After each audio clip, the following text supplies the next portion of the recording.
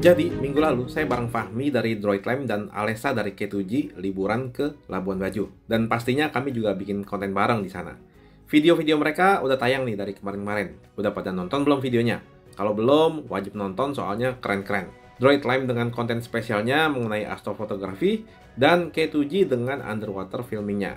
Nah, di video ini saya mau share juga kegiatan kami selama di sana serta bagi-bagi ilmu yang saya dapat selama ngonten bareng Droidlime dan K2G. Oh ya, perangkat yang kami gunakan sama semua ya, Samsung Galaxy S23 Ultra. Jadi semua video dan foto di sini diambil menggunakan S23 Ultra. Guys, kita udah sampai nih Labuan Bajo. Airnya bro, sini dulu bro. Nyampe bro, kita di Labuan Bajo bro. Nyampe lu. Mantap. Kok bisa nyampe di Labuan Bajo? Jadi kita di sini bakalan konten-konten maksimalin S23 Ultra. Oke, sekarang kita mau makan dulu ya, karena udah pada lapar nih, jam 12 siang di sini. Udah mau jam 1. Jadi kita makan siang dan wow, view-nya sih mantep banget nih. Oh, mantep banget ya view-nya. Kita makannya di namanya Taman Laut Handayani. Ini dekat banget sama airportnya ya. Cuma sekitar 5 menit tadi. Makanannya lihat seperti Chinese food gitu ya. Ada rice bowl juga. Ada sei bawang mentega, kelihatannya enak. Sei rica-rica ini kayaknya juga enak. Nah, langsung aja ya.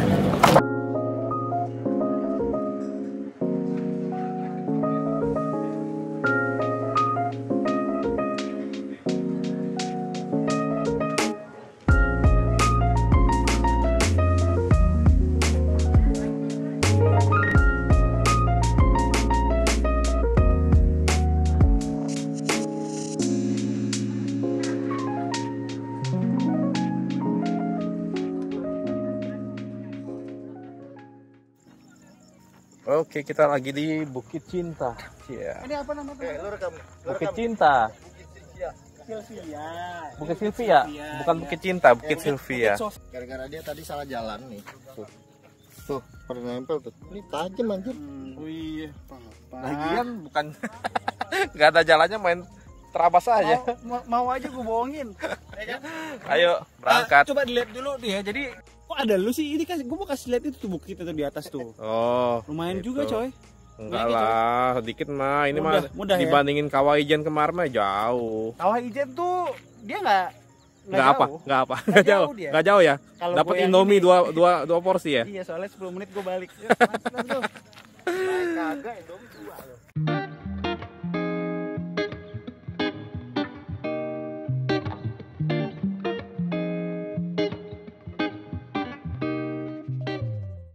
Sampai di atas bukit kami mengambil beberapa foto seperti foto sunset ya. Terus saya ambil di mode normal juga dan juga 10 kali zoom. Terus saya juga ambil foto di mode 200 megapikselnya. Tipsnya sih di mode ini adalah ambil aja view yang luas gitu, yang nanti kalau mau di crop hasilnya masih tetap tajam kalau di mode ini. Terus di sini juga kami memanfaatkan S Pen Galaxy S23 Ultra ini sebagai remote shutter pas kami mau foto bertiga ya. Ini asik ya, jadi kalau nggak ada yang bantuin foto, kita bisa foto sendiri. Dan di sini tipsnya adalah nanti ada satu orang yang ngatur frame dan sisain tempat kosong buat yang ngatur frame tadi. Halo, selamat pagi. Saya Hengki. Ya. Nih, hari ini kita bakal naik kapal.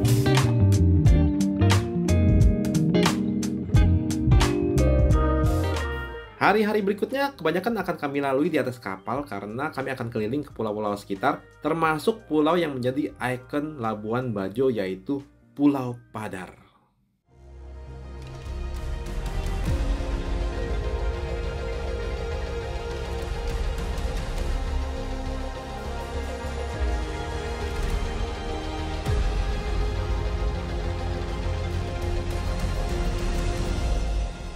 Gimana?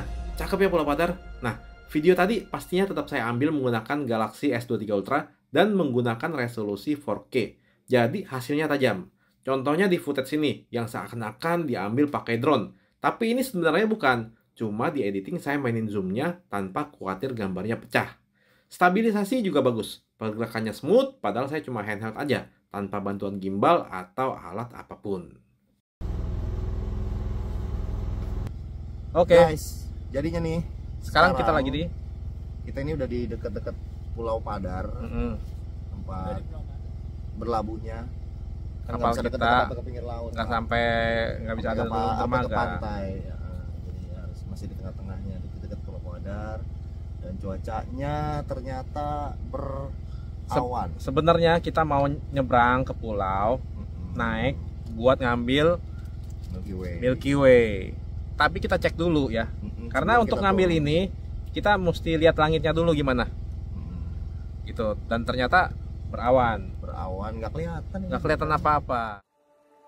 Malam kedua di kapal, kami hunting Milky Way ke Gili Lawa setelah malam sebelumnya di Pulau Padar gagal dapet Milky Way. Nah, di sini pas sekitar jam 8 malam dan melihat langit cerah tanpa tertutup awan, kami langsung berangkat menyeberang dari kapal ke daratan. Tentunya di sana kami minta izin dulu ya ke penjaga untuk ambil foto-foto di sana. Spot foto yang kami pilih nggak asal, karena kami juga mau menampilkan kontur perbukitan yang menggambarkan Labuan Bajo. Karena yang kita cari itu bukan cuma Milky Way, men.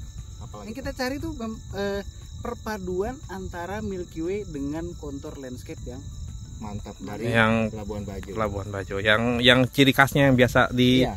Karena kalau foto Milky Way cuman bintang-bintang terus core-nya doang. di Bekasi juga bisa itu. Kayaknya kurang. Enggak ya? Bekasi nggak bisa. Terus biasanya untuk cari posisi Milky Way nih, kita bisa menggunakan aplikasi Stellarium kan ya. Tapi di Galaxy S23 Ultra, di mode Expert RAW-nya ada fitur Astrofoto yang bisa nampilin Sky Guide juga. Sesudah ketemu di mana posisi rasi bintang Sagittarius, kami gercep pasang tripod dan setting kamera. Pemakaian tripod wajib ya, karena untuk foto Milky Way ini kita pakai shutter speed yang tinggi. Kalau nggak punya tripod bisa cari senderan supaya pas jepret nanti HP-nya nggak gerak sama sekali dan jadi nggak blur hasilnya.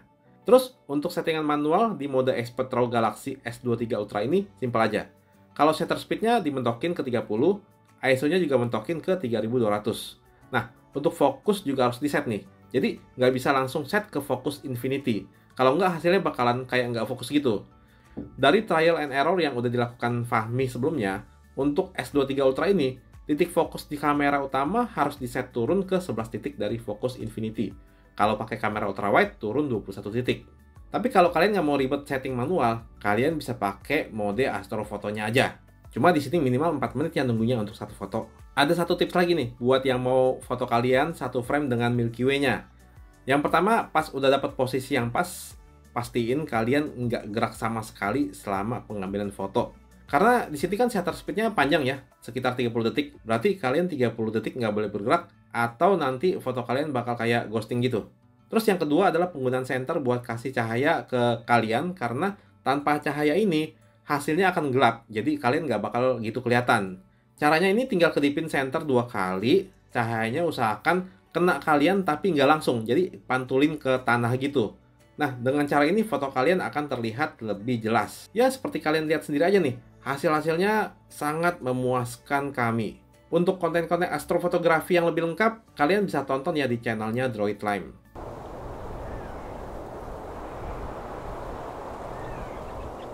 Oke, jadi selain pulau-pulau yang indah, Labuan Bajo adalah surganya spot diving dan snorkeling. Jadi di sini El akan berusaha mengambil konten underwater menggunakan S23 Ultra dari dalam laut di sekitar kedalaman 10 meter. Ada tips yang mau saya share nih. Yang pertama pastinya HP-nya harus dipasang dive case.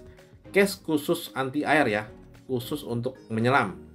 Memang Galaxy S23 Ultra kan punya sertifikasi IP68, tapi itu cuma bisa untuk maksimum kedalaman 1,5 meter dan waktunya maksimal 30 menit di dalam air.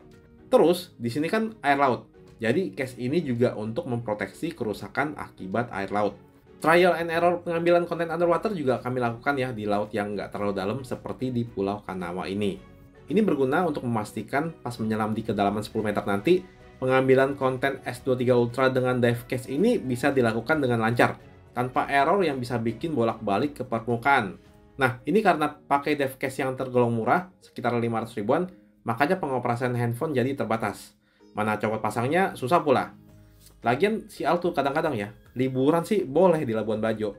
Peralatan diving mahal gitu punya lengkap. Yang minimal beli dive case yang bagusan yang 2 jutaan kek, kan bisa ya. Padahal K2G, K-nya itu kan kaya guys, banyak duit. Masa HP bagus-bagus dikasih dive case 500 ribuan? Kalah sama kayak saya. Oh, jadi kasih makan tuh yang lagi renang. Ya udah, jadi untuk pengambilan konten underwater, kamera S23 Ultra ini disetting untuk perekaman video di 8K.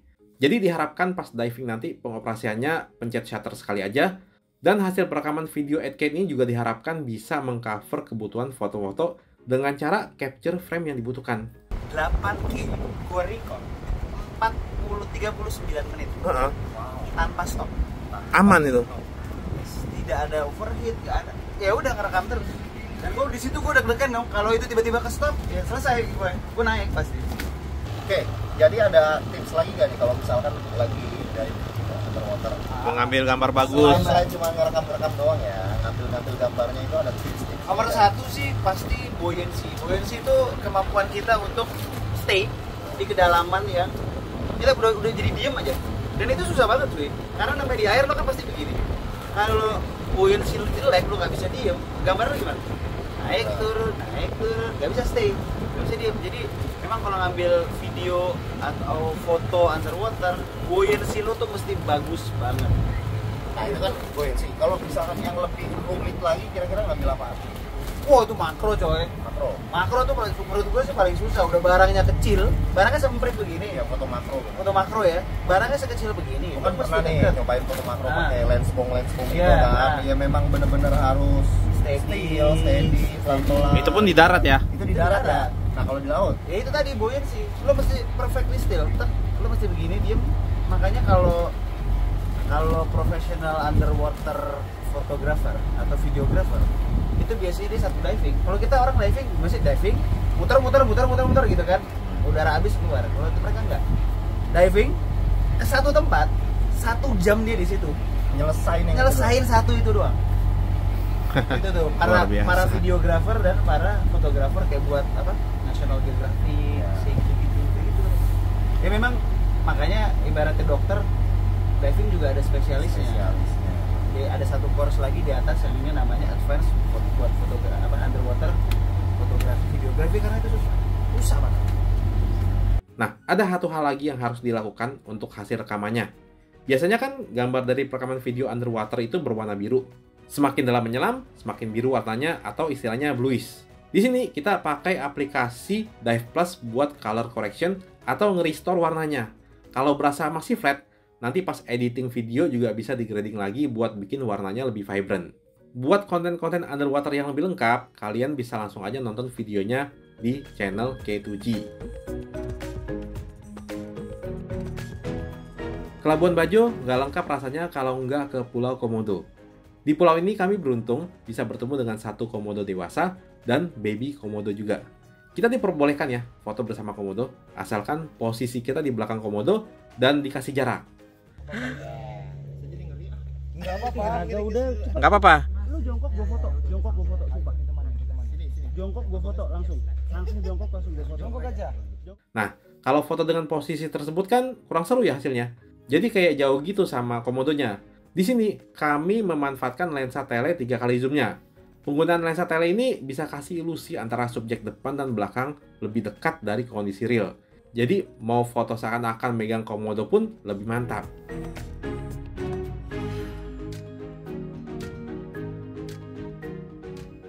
Ngomongin foto-foto, nggak lengkap rasanya kalau nggak foto pakai fitur potret ya. Fitur favorit saya di Galaxy S23 Ultra, karena hasil fotonya tajam, separasinya rapi, dan bokehnya terlihat natural. Jadi untuk foto-foto potret, untuk kebutuhan saya sih, Galaxy S23 Ultra ini udah bisa menggantikan kamera mirrorless. Sebenarnya pakai S23 Ultra buat foto sih cukup point and shot aja. Udah bisa dapetin foto yang bagus. Cuma saya kasih beberapa tips yang saya gunakan ya. Yang pertama, kalau di kondisi cahaya yang terik, sebaiknya jangan terlalu menghadap matahari supaya cahaya di subjek nggak terlihat harsh dan hasil foto jadi kayak flat terang doang gitu. Jadi di kondisi ini bisa dengan menghadap samping biar ada bagian shadownya juga, biar bikin foto jadi nggak flat. Tapi kalau kondisi sunset atau yang lebih populer dengan istilah golden hour, ya aman-aman aja kalau mau foto menghadap ke arah cahaya atau mungkin membelakangi sunset. Terus posisi subjek bisa di tengah ataupun agak nyamping. Komposisinya tinggal kalian sesuaikan aja. Kalian disarankan foto berkali-kali dan eksperimen dengan angle berbeda juga untuk dapetin hasil yang terbaik. Kalau foto pemandangan sih lebih bebas ya. Kalau ketemu view yang bagus, tinggal jepret aja hasilnya udah bagus. Bisa pakai mode 200 megapiksel juga, atau kalau mau foto yang objeknya agak jauh, bisa pakai triknya Fahmi di foto panorama ini. Jadi foto ini adalah gabungan beberapa foto yang diambil Fahmi menggunakan lensa tele, terus digabung menggunakan aplikasi namanya Bimo Stitch. Dengan metode ini, kita dapat hasil foto panorama yang hasilnya tajam. Demikian cerita jalan-jalan dan hunting konten di Labuan Bajo bareng teman-teman tech reviewer. Sekali lagi, semua konten di video ini diambil menggunakan Samsung Galaxy S23 Ultra. Kalau lihat hasil dari semua konten-konten yang kami bertiga ambil sih, saya pribadi merasa puas banget. Menurut saya memang HP ini bisa banget diandalkan buat kalian yang pengen pakai HP aja buat bikin konten liburan kalian. Oke, sekian dulu video kali ini. Semoga apa yang kami bagikan bisa bermanfaat buat kalian. Doakan aja ya, ada trip-trip berikutnya buat bikin konten-konten yang lebih seru lagi. Terima kasih sudah nonton sampai habis dan sampai ketemu lagi di video lainnya.